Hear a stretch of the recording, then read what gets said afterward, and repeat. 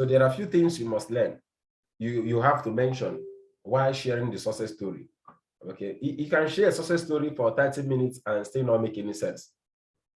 And you just be talking. And you can share a success story in 20 seconds. If I give a minute to Augusta 20 seconds to share a success story, she knows exactly what to say in 20 seconds, that this actually is what people want to hear. She knows that a lot.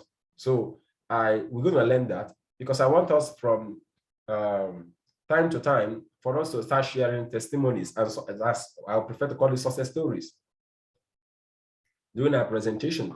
Okay, we can come up and say, you know what, this is Pastor Joseph Abawomi. He's a Rising Star Mentor with Realistic Dreams Initiative. He connected to this project through one of us here. Let's hear his experience. Sir, you have 30 seconds. What would you say? So we want to have like 2-3 people each time. Okay, in 60 seconds, we can have about 2-3 persons sharing their success stories, and trust me, it will really make a lot of sense. You know, when the younger ones are seeing the elderly ones sharing the success stories, and then they also seeing the younger ones sharing the success stories, everybody feel belonged. Everybody feel that, oh, it can happen for me. If it happens for him, it can happen for me. And then, you know, it's very beautiful. So we're going to look at that. So can someone remind me the law that we did last week? The last law that we did last week.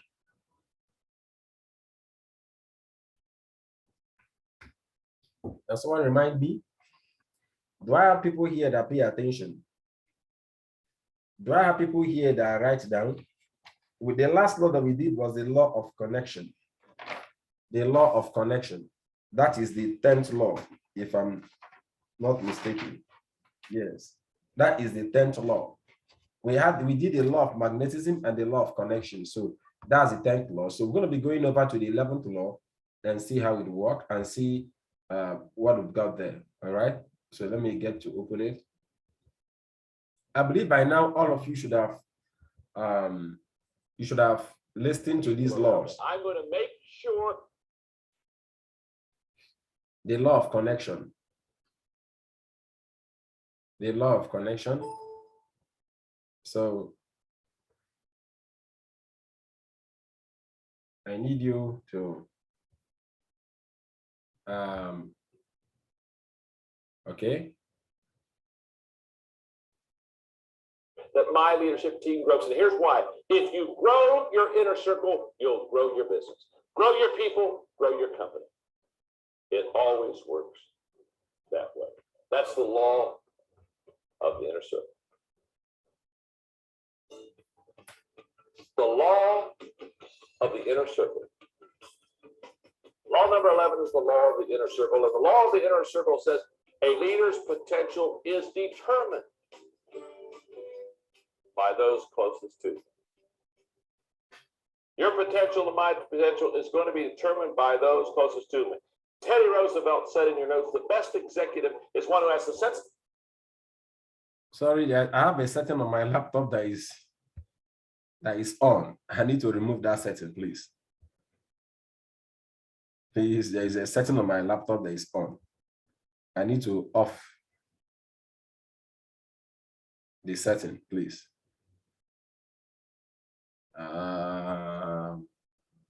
Let me exit. Okay. Okay, yeah, it's off now. It's a pitch blend. You can blend somebody's voice and then change it.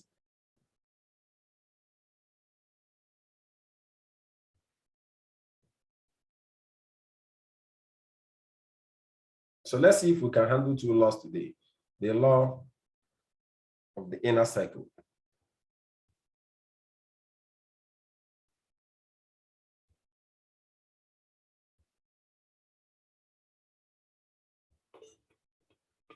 The law of the inner circle. Law number 11 is the law of the inner circle. And the law of the inner circle says a leader's potential is determined by those closest to you. Your potential and my potential is going to be determined by those closest to me. Teddy Roosevelt said in your notes, the best executive is one who has the sense enough to pick good men to do what he wants done and self-restraint enough to keep from meddling while they do. Lou Holtz is a good buddy. One time said, John, here's the way it works in coaching football. If you've got a bad coach but a good players, you'll have a losing season. He said, if you have a good coach and bad players, you'll have a losing season. They said, if you have a good coach and good players, you'll have a winning season. They said, John, remember, it takes a good coach. In other words, it takes a good leader, and it takes good players. And a good leader is no substitute for a bunch of bad players. And a bunch of good players are no substitute for a bad leader. You got to have them both. Now, the law of the inner circle is one that I'm very passionate about. I want to do a good job sharing this law with you. You see, I was 40 years of age, kind of not having a midlife crisis. I didn't have one. I didn't really have time for one. But I was 40 years of age, and I began to ask myself this question. Why is it that I'm not achieving all that I want to achieve? I got in a couple of days of really kind of melancholy. I was a little bit frustrated. The reason I was so frustrated was because I just hadn't hit all of my goals. And when I began to ask myself, why didn't I hit my goals? I looked at myself and I know I was very disciplined. I worked hard. I have some gifts in the areas that I'm working. And I thought, by now I should be a lot better than I am. Then it hit me. The reason I wasn't hitting all my goals was because I didn't have a good team around me. That's when the law of inner circle really came to me. I formed this law at the age of 40 because all of a sudden I realized that if I was going to really reach my potential, I was going to have to reach my potential with people. Now, when I wrote the book, The 17 Laws of Teamwork, the first law, the law of teamwork, is the law of significance. And the law of significance says one is too small of a number to achieve greatness. It's a great law. In other words, you can't do anything significant by yourself. So therefore, if you're one of these kind of people that likes being a self-made man, so once in a while people say, I'm a self-made man. They want me to congratulate them. I was looking at it and say, oh, that's too bad. I hear that. Because if you made everything yourself, you haven't made much. You see, the law of the inner circle says, if you really want to achieve great things, you've got to bring people around you, this inner circle around you, these key players that really make a difference. And one of the things that's so exciting about team leadership, and one of the reasons I love teaching the 21 laws is, as I've shared with you before, not everybody does all 21 laws well. And going back to an illustration I used on the law of navigating, if Chuck is a good navigator and I'm not a good navigator, team leadership begins to be huge. And what I need to do is I need to understand each one of my players and what their strengths are. And if this truly is my team, if this is my team, I'm going to tell you right now, this team is going to make me or they're going to break me. Isn't that true? Think about the people closest to you right now. They're either your greatest asset or your biggest liability. And every once in a while, the leaders say, man, I'm telling you right now, I can't get my team to come along and they're not doing this. I mean, by the way, it's not any fun. Is it any fun to hit the ball and drag Charlie, hit the ball and drag Charlie, hit the ball and drag Charlie, hit the ball and drag? After a while, don't you just want to hit Charlie?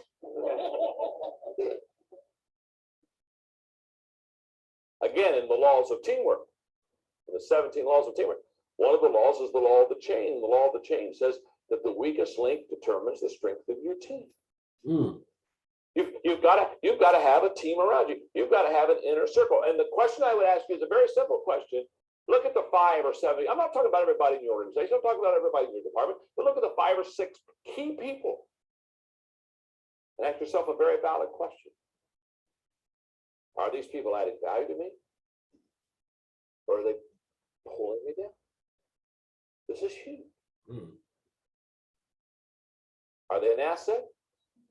Or are they a liability?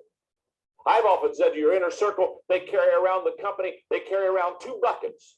One has water and one has gasoline. And a little fire problem, a spark of contention breaks out in your organization, your department or something, and they run over and they got these 2 buckets, one with water, one with gasoline. And how they use those buckets determine what kind of a problem you have when they're done with it. I mean, a lot of them will take that fire, that water, put it on that fire, and it all smolders out, and it's a little puff of smoke, and it's nothing, and you get done, and you say, oh my goodness, that was no big deal. Or haven't you had people in your inner circle? They took that bucket of gasoline, and they saw this little spark of fire, They threw that bucket of gasoline on, and when they got done, the city fire department was there. I've seen it happen many, many times. I would say this about your success as a leader. Your ability to have a good inner circle around you and your ability to train them and develop them is absolutely essential to your success. So let me share with you some inner circle commitments that you need to make. Let me share with you some commitments that you need to make as a leader to get your inner circle to where it needs to be. First of all, I would make this inner circle commitment to team leadership. No longer become or be the Lone Ranger. Say, I'm going to lead, but I'm going to lead with people. I'm not going to just lead people. I'm going to lead with people. I'm going to develop me a leadership team. And remember, as you develop your leadership team, as you develop your inner circle, they're not there to compete with you. They're there to complete you. They're here to make you better. And by the way, you're there to make them better. You should be adding value and completing them just as they're adding value to you and they're completing you. Make a commitment, an inner circle commitment to team leadership. Secondly, evaluate your leadership team. Since the inner circle makes or breaks you, be honest in your evaluation of them. Look at them realistically. Assess them. Hold them accountable. You cannot afford to have people in your inner circle that aren't performing with excellence, that aren't giving it their best shot, that are kind of slacking on you. You can't afford that. You can't afford that to do your inner circle, and you can't afford to let them do that to you. So you've got to evaluate those people that are closest to you. And for years, I've used a grid in evaluation. It's a simple one. It doesn't need to be yours, but I'll just share it with you. It's in your notebooks. When I'm evaluating people to either come into my inner circle who are in my inner circle, I evaluate, first of all, what I call potential value. What is their potential? Many times these are people who have been able to raise themselves up, and they show great potential because if you can raise yourself up, you probably can raise others up also. I look, secondly, at positive value. Those who just lift and raise up the organization, the morale of the organization. Is it not true? Do you not know some people? Do you not know some people that they just come into the company and they just suck air out of everybody? You know what I'm talking about? You know, don't you? Are there just some people you just see them coming? They just open the door and you see them, and they're saying, "Oh, they're coming to me. I'm about to give up energy. I'm about to feel what it's like when you're dying." And aren't there other people? They just walk in the room and your energy automatically goes up. Wow. I found out a long time ago there are two kinds of people in life: lifters and leaners. Wow. Lifters have the ability to just lift me up and help me to go to another level. And leaners, oh my goodness. You know, the leaning in the beginning isn't bad, but when it's after about 3 years, you say it's a lot of weight to carry. So I look at their potential value. I look at their positive value. I look at their personal value. I'm talking about myself now. I'm looking at what personal value are they to me. Can I look at their life and say, here is how my leadership is enriched because they are part of my life? I look fourthly at production value. Do they have the ability to raise up others? Do they have the ability to produce? And then the final evaluation for me is what I call proven value. Have they done it for so long that there is a trust element here now that they just always come through?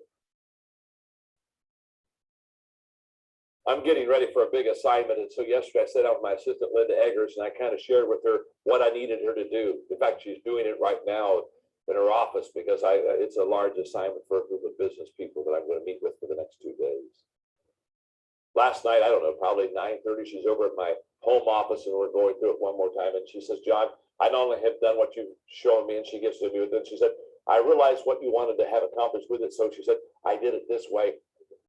And she just took what I had given her to a whole new level. And I said, Linda, one more time. You just make me better than I am. One more time, Linda. One more time. As so many times, you've taken what I give you and you just made it better. And you're going to make me look so good. And you're going to allow me to help so many people because you are a key player of my inner circle and you have proven value. Make inner circle commitments. Inner circle commitments such as I'm going to have team leadership.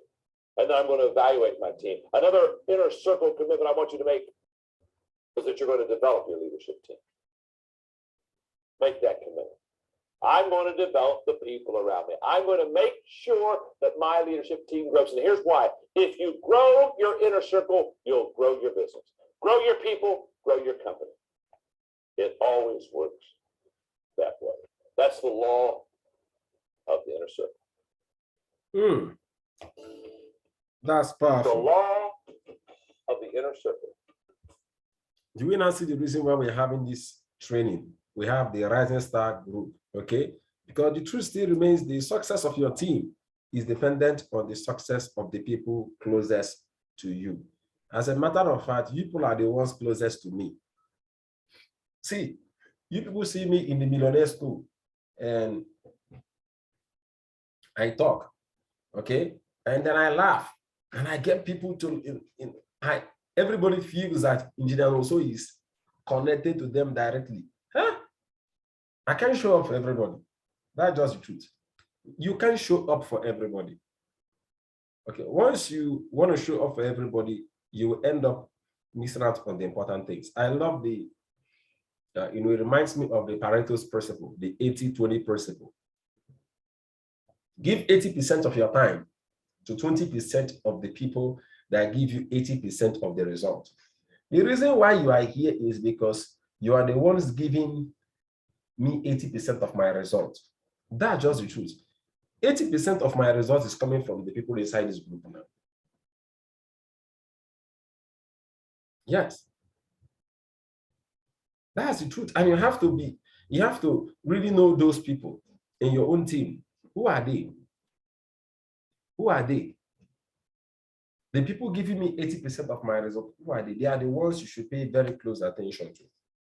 You should develop them.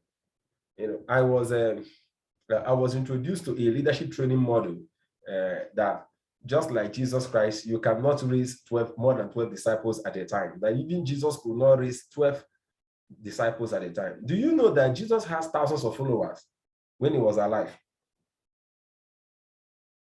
I mean, thousands. So, as in, they were known as the followers of Jesus. This one is not the crowd. It's not the crowd. Followers. He had thousands of them. But guess what? He handpicked 12. Okay? In fact, there was a time I flagged off a training, the D12 training. Everybody get your 12. Everybody get your 12. I felt that we are very, very not ready for that. Please, just a minute, okay? I'm going to be done. Please get to her, all right? Whatever she tells you for the medication, just send to her so she'll get it for me. Huh? Yes, thank you. All right, so I told myself, let me have my own 12 first. That's just what I told myself. Let me have my own 12 first. But trust me, having the inner circle, your inner circle, the people that produces the most of the results for you, the most influential, they are very, very important. It will make you not to scatter your energy. Let me give you an example. For example, Mama Kehinde, you may sit down now, or Mama Agnes, you may sit down now and may be worrying about people not producing in your team. These people, they register. I think there was a time Mama Agnes asked me the question like, what do we do to people that we register that are not performing? There's always this trap that you may waste your time trying to get people that are not ready to build their business, rather than paying more attention and bonding more with people in your team So someone like Mama Kehinde, you have Pastor Joseph in your team. You have Mama Juliana Okolawon in your team. At least I'm sure of that. I don't know whether you have Bosede. I think Bosede was sponsored by Mama Agnes. Am I correct? Who sponsored Mama Bosede? Myself. Oh, No, all right. Oh, Mama Kehinde, you're the one that sponsored Mama Bosede. Wow. Yes, sir. You can you imagine? Instead of you, trust me, you have people you can relate to. Have wonderful. That's what we need to do. You may sit down and start counting.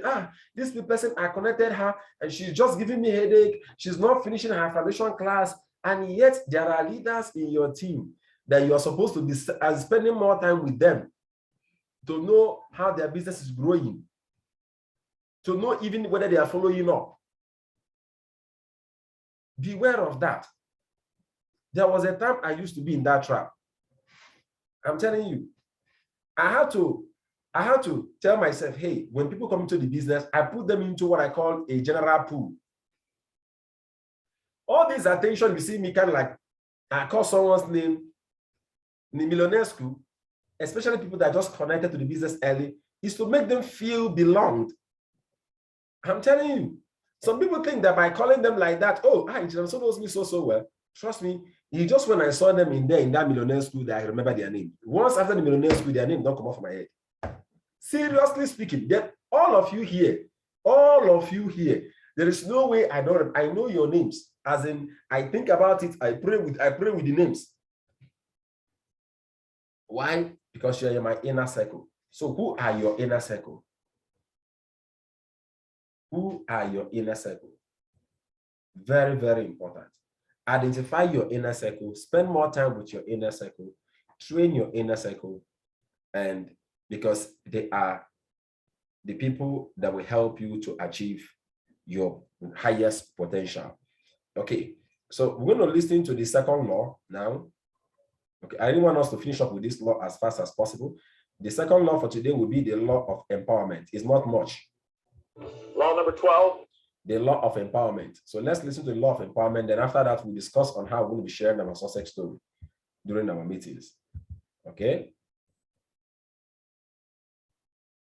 Please, while we are doing that, just give me a few minutes. While we are listening to the law of empowerment, just give me a few minutes. I'm going to be off my video, okay, to attend to something very important. Thank you. All right. So let's take down the law of empowerment.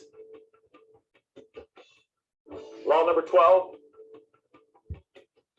The law of empowerment. And the law of empowerment says only secure leaders give power to others.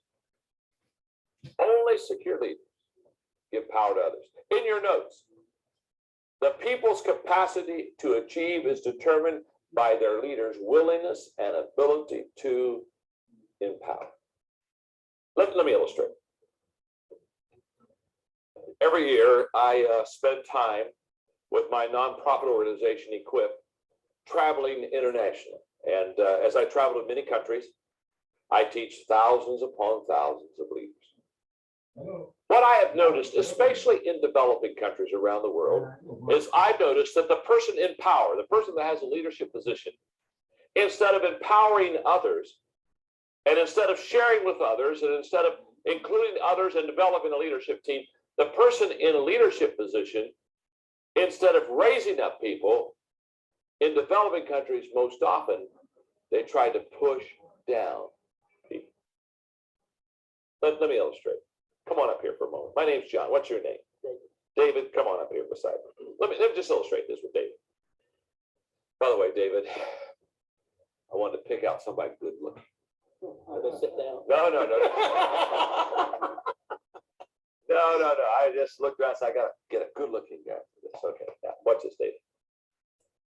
What I found is too many leaders, and by the way, I don't stop everyone, not only in developing countries, in America, I see this happen all the time. Leaders who have power and have position, taking somebody like David, let's say I'm the leader, I got the power, I got the position. Here's what I see happening all the time, where we take them and we try to push them down. Okay, come on, David, cooperate here. Sorry. David's theme song is I Shall Not Be Moved. So these leaders, they push them down. You follow me? And their whole thing is, I got to keep pushing my people down. I got to push them down. By the way, have you noticed something? While I'm pushing David down, what's happening to me? Going down with him. That's the way it always works, friend. Listen, if you're a leader and you push people down, you just go down with them. It's only a matter of time. Just as if I take David and I start developing him and I say, I'm going to lift him up and I'm going to get him up to a higher level. Now, notice now what happens? When I start lifting David up, what happens? I go up with him. Here's what I want you to understand as a leader.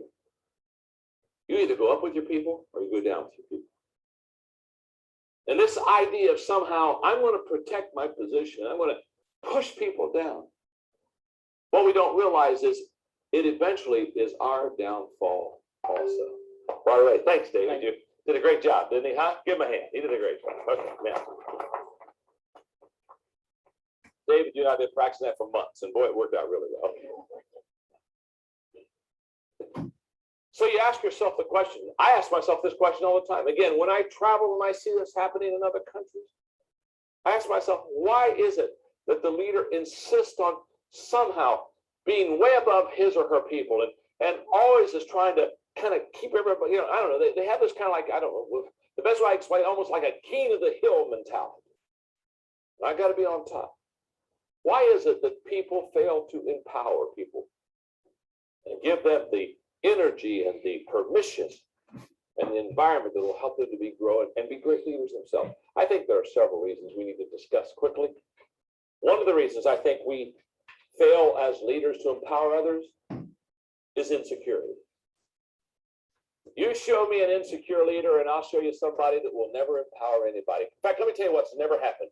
An insecure leader has never empowered anyone because they're too insecure.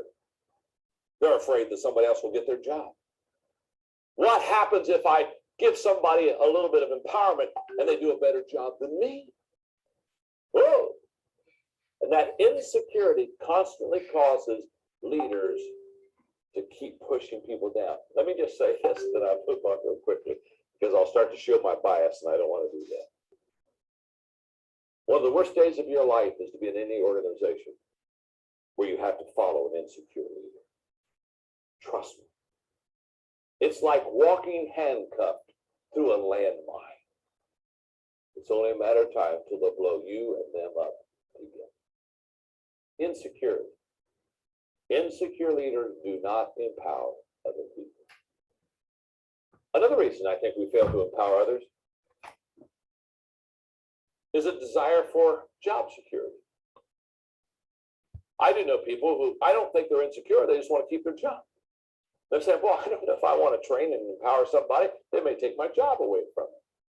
Now, what I've always taught, especially my inner circle, who I have taught all to be leaders, I've always told them it's their job to work themselves out of a job. My thing is equip and train people to take your job. And let me tell you something. If you equip somebody to take your job and you train them, here's the way this works. If you work your way out of a job, I'll give you another one. I've had key inner circle members that have had 7 or 8 positions in a period of maybe 13, 14 years with me. I mean, they've gone from this one to another because they train and empower, and then they've done that, so they don't need to run that, so they go and run another area. I have a wonderful friend of mine who's been with me for over 20 years, Dan Rowland. Little of that man, I bet you he has worked himself out of at least a dozen jobs in 20 plus years of being with me. You know what I say to my staff is, you work yourself out of a job, I'll give you another. In fact, here's the way it works with me. If you can't work yourself out of a job,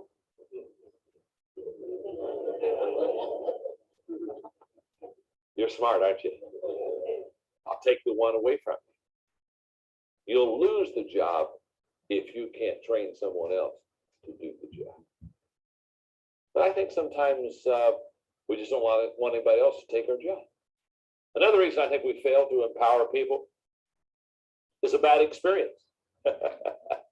In other words, I'll bet everyone in the studio, and I'll bet everyone listening to this leadership training tape, I'll bet every one of us have had a time where we've trained somebody. I mean, you worked hard, you poured your life into them, you trained them, and then it turned out bad. They didn't do a good, they left the company, they left you, they hurt you, they backstabbed you, they did all kinds of. How many of you have ever had a bad experience trying to train someone? Raise your hand. Oh, yeah, 100% in the studio. I do. How many of you are sitting beside that person today?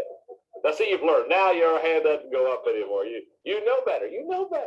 Okay. Now, a lot of times, just a bad experience. I've had that happen to me. I can remember as a young leader taking a very promising young guy, younger than me. I was already in my 20s, so he was really young. And pouring my life into him for about 3 years, and only to have it just mess up. And I remember I said to myself, I'm never going to do this again. I am never going to do this again. I'm done training people. In fact, I thought when I hire people from now on, instead of pouring my life into them, I'm going to keep them at a distance. And for the next 6 months, when I brought a couple people on my staff, I kept them at a distance. And one day I realized that if you don't allow a person to get close to you, if you don't pour your life into them, the good news is they probably won't hurt you. But the bad news is they'll never help you. They'll never be able to come alongside of you, truly alliance and partner with you. What a bad experience. A lot of times we just have bad experiences. I'm never going to do that again. And so therefore, we fail to empower people. Number 4, ego. Just ego. Just the fact, hey, a lot of times we don't empower anybody because we want all the credit. Isn't that true? Yeah, we think, my goodness, I empower this team. They're going to get some of the credit. I'd like to have it all. Hello. Number 5, codependency. I think sometimes we are codependent with others. In other words, basically what we're saying is I need you and I want to keep you close to it. If I empower you, I might free you up to let you go. I put in there because it's a true statement. You can't lead people if you need people. Now, don't take that statement to the extreme. Don't go back and say, boy, I don't even like people. This is awesome. I have the first quality of being a great leader. No. If you need them, and the reason you can't lead them if you need them is if you truly need them in a codependent way, you'll never make the hard decision because you need their approval too much. By the way, as I close out the law of empowerment, I just want to say to you that this has been a law that has been very important to me since I've turned 50 and now much older. I've come to the conclusion for me, now this is just for me, that my greatest joy and my greatest fulfillment is in adding value to others. And I can say at this stage of my life, other people's success brings me more joy than my own success. And I don't mean that wrong because I still like to hit the ball out of the park. And every once in a while I get the chance to hit the ball out of the park. But to train and teach someone else to do that, it's a greater joy. You know what? I kind of know what I can do. But when I pour my life into others and I see what they can do, it begins to compound as far as the return. It begins to, instead of to add, it begins to multiply. And so I kind of close this law by saying that I have found that adding value to people is very important. And I basically try to guide my life so that every day I can positively take people to another level. And I found 3 things about adding value to people that is just absolutely huge. And the first thing I found about adding value to people is this, that you can only add value to people if you truly value people. If I don't value you as a leader, I'll manipulate you instead of motivate you. And it's never right. So the only way that I can ever add value to you is truly value you. And secondly, I only can add value to people when I know and relate to what they value. I've got to know and relate to what they value because I can't add value to them if I'm on a different page. I've got to know what their interests are and what their goals and mission and passion is. Those are important. So I can only add value to you if I know and relate to what you value. And thirdly, I can only add value to you and to others when I make myself more valuable. In other words, I've got to keep growing. Because if I don't keep growing, I cannot pass on to you what I'm learning. Because you cannot give what you do not have. Exactly. So how do I stretch you? By stretching myself first. How do I add value to you? By adding value to myself first. How do I grow you? By growing myself first. By making myself more valuable, then I can add value to you. That's what the law of empowerment is all about. Taking people to a higher level than they would have ever gone on their own. But because you willed it and gave permission to it, you empower them. Oh my God. Oh Law number 12. my God. This is awesome. This is awesome. This is awesome. This is awesome. This is awesome. Wow. Mama Olushola, you saying no sound? No sound on from your end? We have sound here. Oh, this is awesome. This law of empowerment is everything for me. I happen to encounter a leader that, he's in the midst of people and he's hiding information from them. I think Augusta, you know the person I'm talking about. Any leader that he wants to hide information, okay, from his followers is an insecure leader. Okay, is a very, very, very insecure leader. You can't grow your people by hiding things from them. What I do is, okay, I want to balance it because being in a place where the people I'm leading, they want something on level 10, while they are still on level 2. Now, you don't need to hide it from them. You're going to tell them, this information you're going for, I don't think that is actually the best for you now. I think this is what you need to go for. This is what you need to go for. This is what you need until you get there. But if they insist, you can show them. Yes, because whether you like it or not, a searching heart will always find. Either they find it through you or they find it somewhere else. And when they get value from you, you can keep working with them. Let me tell us the truth. I hardly work with people, and at the end of the day, I can't do many other things with them. Let me just give you this. Try and analyze your life with this. The people that you've actually led in the past, you've worked with them, and then you're supposed to be in a place where you are impacting them and leading them. Now, can you call them in? Can you call them now onto something else or another project and they answer you? Let me tell us the truth. Being in a place where you can bring value to people is the best thing that can happen to you. That is the greatest asset. My mentor taught me what he calls the, I want to remember the exact word he used.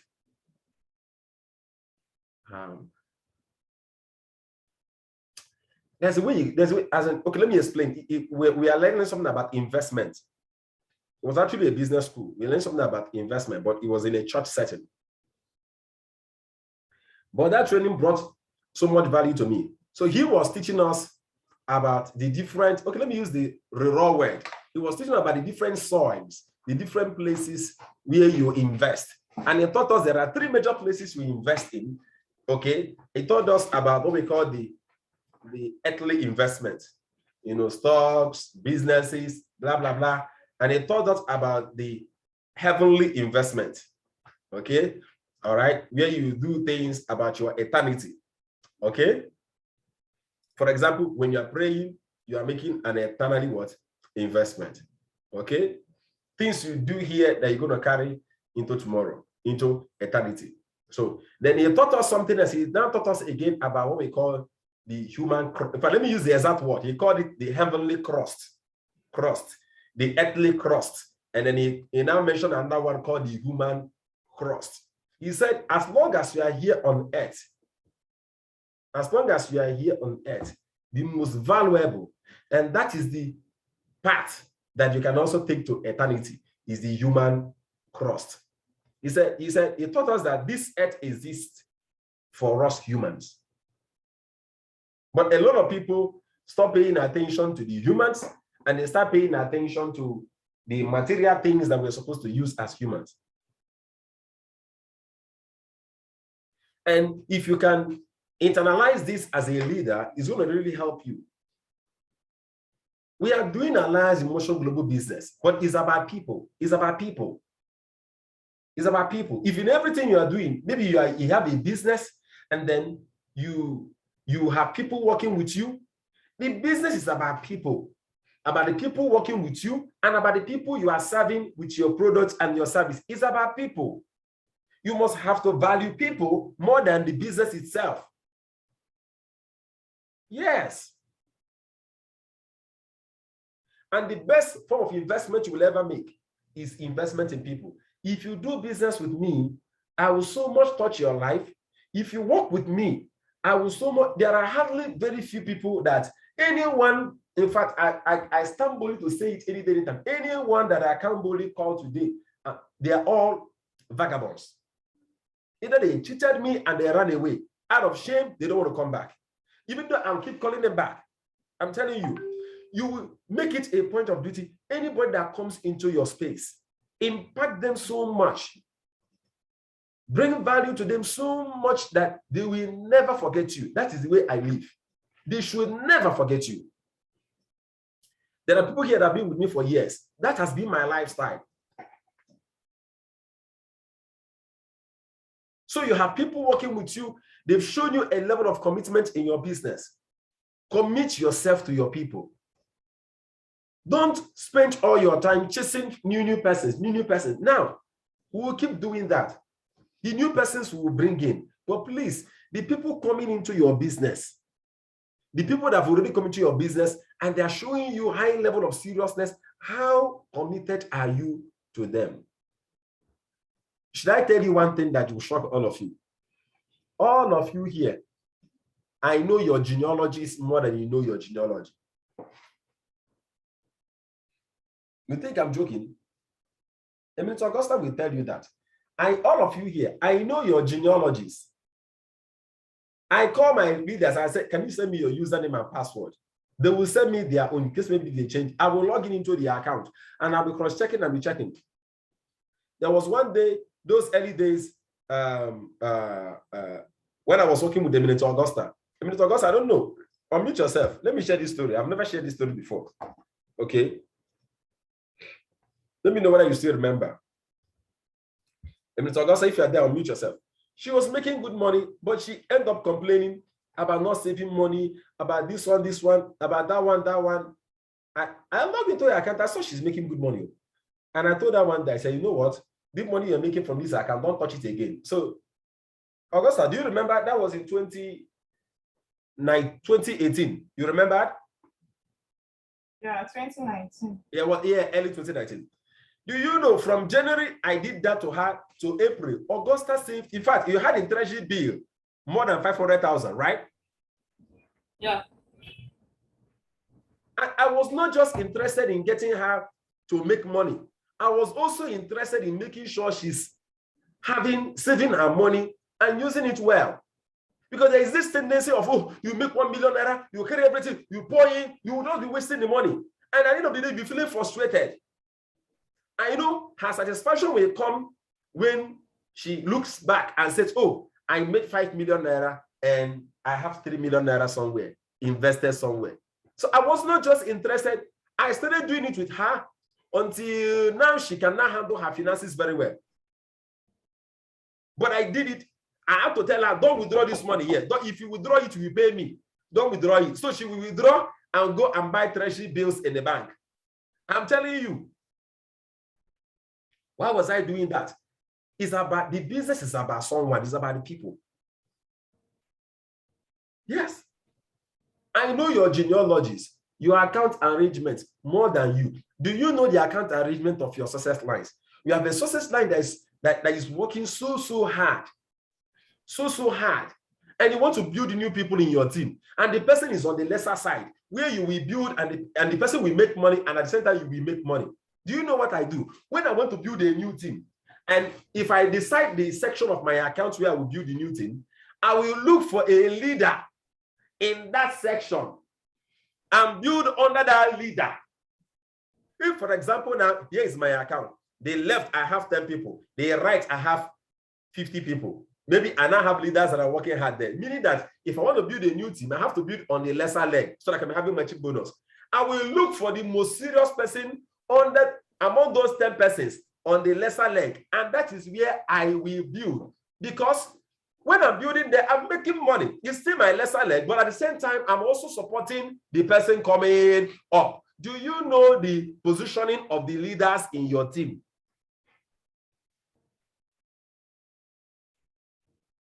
Do you know? No, I'm bringing this back home now. I'm bringing it back home. Because you build with your leaders. You should know. Some of you don't know. I'm the one even arranging leaders for you. I'm the one arranging the whole thing for you. You think I scatter registrations. Mama, you will notice that there was a time that there are some people that Mama Agnes sponsored under you. Was she the one doing the registration? No. It was because I saw you are the only committed person coming in for meetings, flowing up, and then some people she will want to register. Once I see is on a side where you are, I will go that side and I will put it. Even if it's one leg, I will put it there. That's what I'm doing. You must know the position because you build with leaders. You build with leaders. I remember that time Minister Augusto was telling me, "Hey, oh, I need to build a new team under Madam Blessed. I need to build a new team under Madam Blessed." I knew when I did for Mr. Tobechukwu. You must know the people with you. You must know them. You must know them. Know the leaders where they are in your team. And then find, are they making money? Somebody you see that I've shown you is a rising star mentor, is working so hard. Do you know where he is in your genealogy so that you can be supporting them from time to time? Do you know? These are the little things we need to know. In fact, there's one I wanted to do one day. I called the woman, Madam Tina Waziri. I said, "Madam, where I want to build now, I'll be having 5 matching bonuses." And I found that you are the one that is there. I asked her, "Can you find me the name of the most serious person in your team?" She was doing MM. I said, "Okay, there is this woman that always attend your meetings, Madam something, Monica Oruche." I said, "Okay, give me the contact of Madam Kosi." She gave me, and I found out Madam Oruche is under Kosi, under Madam Waziri. So you know what? I built my new team under Madam Oruche. I was making money, 5 matching bonuses.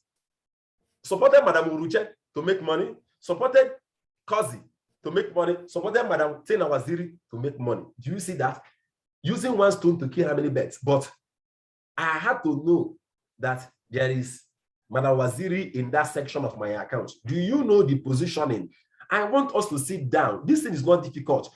Go to your genealogy, get pen and paper, and be drawing. Find out, where are my people? Where are my people? Look for it. Ask questions. I think one of the trainings I'm going to give us, okay, maybe that will be for next week. I think I will do that training. Please, nothing should ever distract me from that training. How to navigate through our genealogy. You need to, on your own, find out where your people are. Use their ID. Search their ID from your genealogy. Trace it.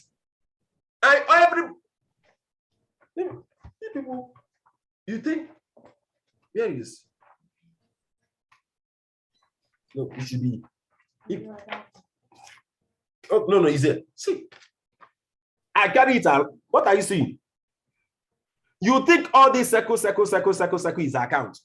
Yeah? There is something we call genealogy of leaders. I know where you will see something I wrote here.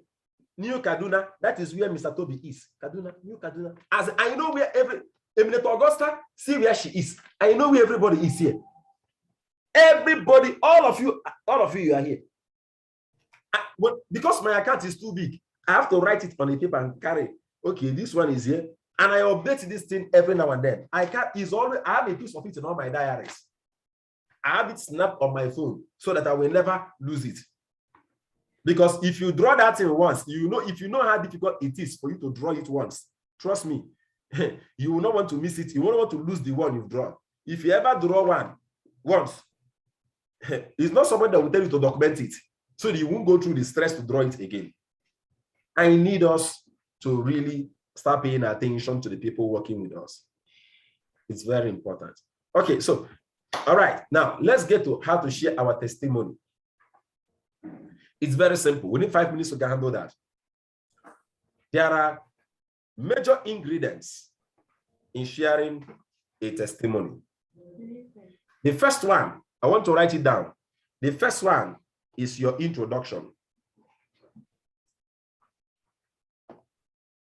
Introduction. How do you introduce yourself? How you introduce yourself. Very, very vital. Now, the second one is sharing a bit of your life. A bit of your life experience, or rather, you can talk about where you were before you met RDI. Okay, but put it that way. After your introduction, who are you? The second one, what's your state before RDI? Then what's the third one?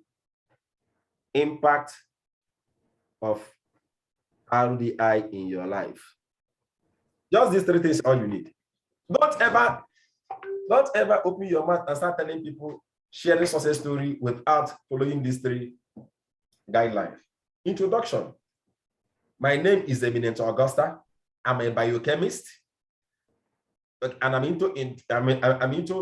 entrepreneur. I'm into industrial production of household consumables. My name is Engineer Noso. I'm an ICT consultant. I'm an entrepreneur. I love building businesses and I love empowering people. That's me.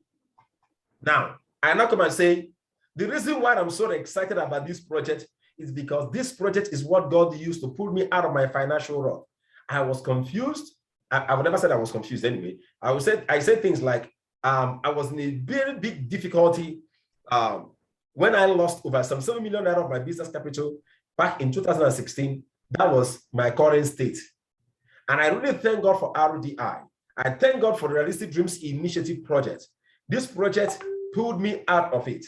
From 2017, since I started running this project to date, I've earned so amount of money. It has trained me, it has developed me, blah, blah, blah, blah, blah. Now listen. Just a quick one. Don't lie. Most network marketers can lie. Don't lie. Especially about your current state. Don't lie. I'm begging you, don't lie.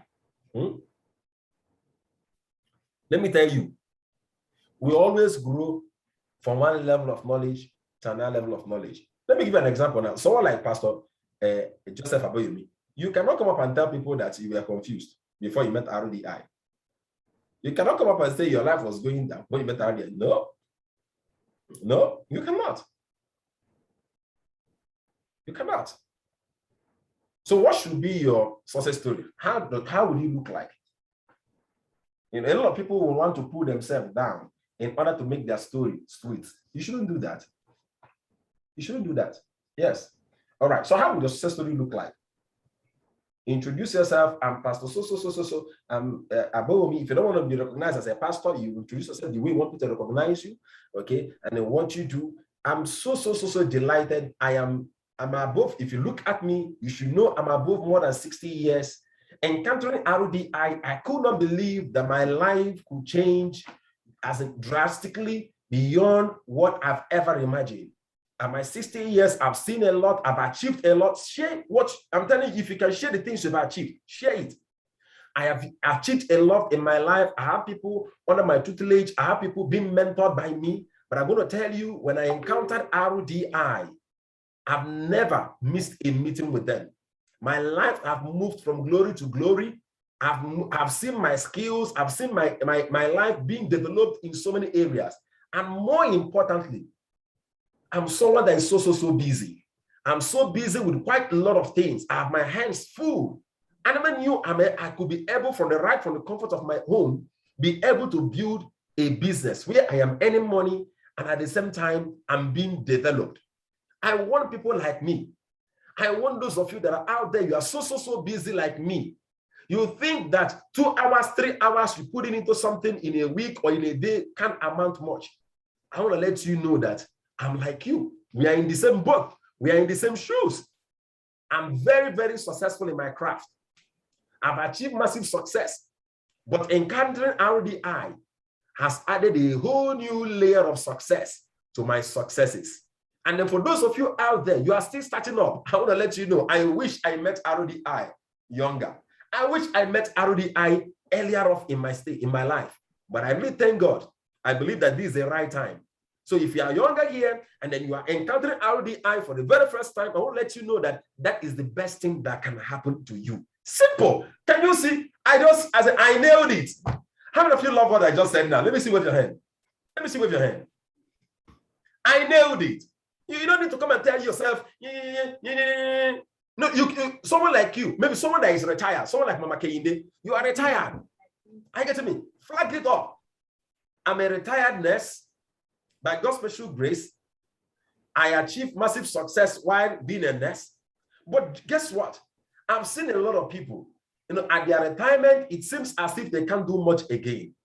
I'm telling you, I was so surprised. The level of development I've encountered, the level of success I've recorded. There are some persons like us, they just sit down to receive only pension. Guess what? I'm not just only receiving my pension.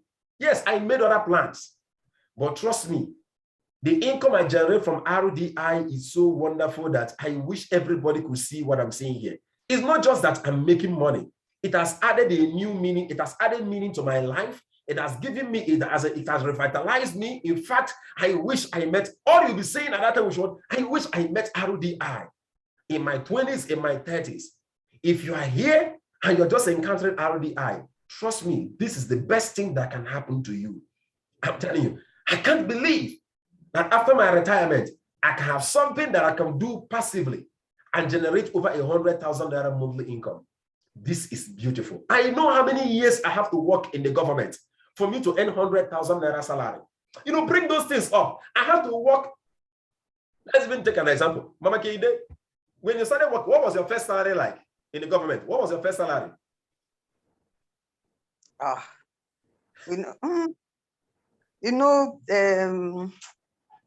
salary was changing. So initially it was very low, but later, they reviewed our salary. Like how much? When I started, by the time I retired. When you started? Like maybe 3,000, something like that. Yes, of course, I understand. Now, how many years did you have to work for you to start earning 100,000? I worked over 20 years. Now, wonderful testimony. Let me tell us, I'm a professional nurse. I had to work with the government for 20 good years for me to start earning over 100,000.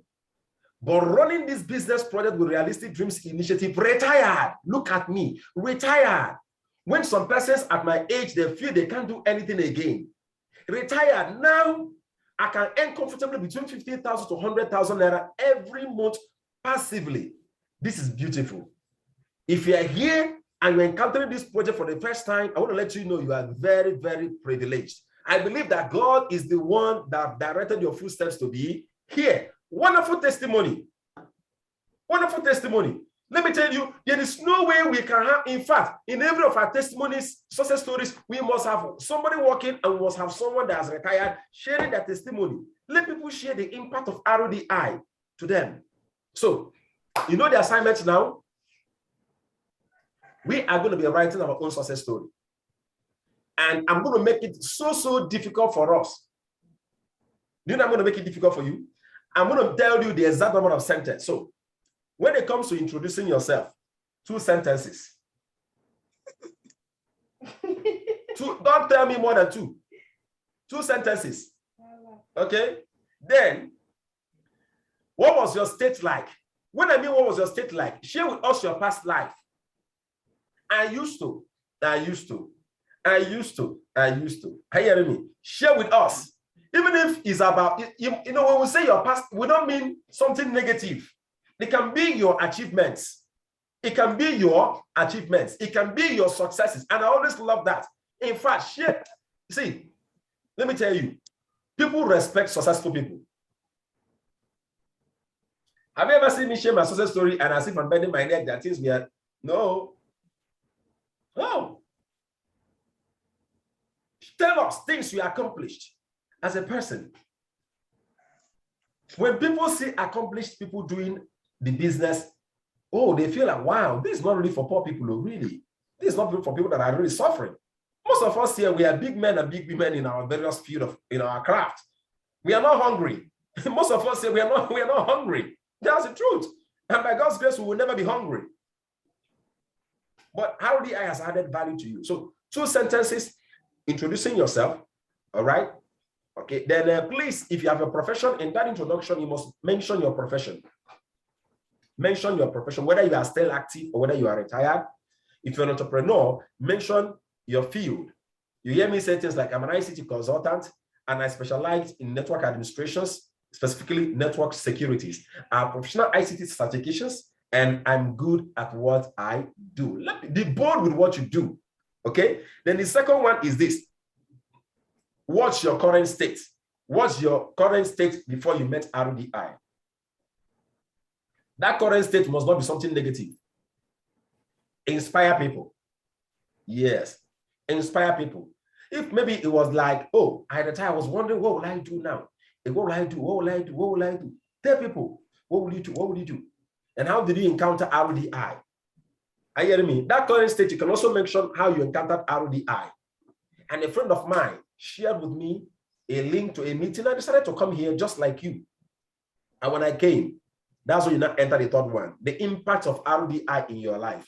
Now, there are 2 areas of impact you have to mention. Personal development, okay, in terms of, helping you to get more focus, purpose, you know what I'm talking about. So, how it has changed you as a person. That's one. And number 2, financial. Okay, if you've not started earning so much money, look at how easy it is for you to make the one you made and check out how difficult it is to make such amount of money in another field. Okay, look at the income. Okay, and then even if you've not started earning so much money, I've earned overly more than 50,000 naira, and by God's special grace, I'm so happy that I'm on my way to making my first 1 million. If you have earned 100,000 naira and above, like Mama Kehinde, I don't expect you to come and say you've earned 400,000. You will say I've earned 0.4 million. Hello? Yes, It's the same thing. 0.4 million, 0.4 million and 400,000 is the same. Hello, ma. Are they not the same? Really? You don't know? Oh, some of you must have heard me say things like, I've earned over 0.1 billion. 100 million naira is 0.1 billion. 0.1 billion is 100 million. All right? 0.4 million is 400,000. 0.5 million is 500,000. 0.1 million is what? So that million is engaging. I've earned overly more than 400,000 naira. That's about 0.4 million or 0.4 million, and I'm heading to earning overly $1 million naira every month in this business. Now, when you do that, okay, share with us where you are going. So under the impact of RDI, you're going to share with us something there. You're going to share with us how RDI has changed your life. You're going to share with us your income, how much you've earned. Not really, don't be very specific. Okay, I've earned hundreds of thousands. I've earned in thousands. Okay, and I'm happy that the roadmap is there, that the system is there with the RDI, and I'm moving on there to earning $1 million naira every month. That should be what you are saying. You are moving on making over $1 million naira in a month. Or is it not what you want to make? yes. That's what you want to make. So you should be bold enough to do what? To say it. So introduction, 2 sentences. Where you are before I met you, 2 sentences. The impact of RDI, how much you have accomplished, and where you are going, 3 sentences. I will say it again. Introduction, 2 sentences. Your current state before you met RDI, which has to do with your achievements. If you have failures, share with us. If you have challenges, share with us. That one, 2 sentences. And then the impact of RDI in your life, which has to do with your achievements, through RDI, which has to do with your as in personal development in RDI, financial empowerment in RDI, and then where you are going in RDI, where you are going, how much you see yourself achieving, and how RDI system is there to help you to achieve it. Okay, and you make people know that, see, of no doubt, if someone like me, from where I am, I'm already making this, it's very clear to me that soon I'm going to achieve it. All right, so you're going to write it, and I'm going to need you to send it to me in our Rising Star Mentors group. Okay, or rather, some of us may know what, since you're going to share it openly, there's nothing there to hide. Send it to me, send it to us in the Rising Star group. I'm going to read it and I'm going to respond to you. Okay, send it to me, write it, take out time and write it, and send it to me in a Rising Star Mentors group, or rather send it to me privately. All right, send it to me privately. I will read it and then I will get back to you on that. Okay, please, if you have positions of authority, if you're in a position of authority, tell us. I'm the director, so. I'm the women leader, so. I'm a pastor, so. Let us know that. God bless you, really good. Do have a wonderful weekend. Mama Keide, thank you so much for your medication yesterday. What you told me to do, carrying salt. Mama, it helped at least a little, but I have my medications already here with me for me to take. God bless you, really good. All right, see us 8 p.m. today. Bye.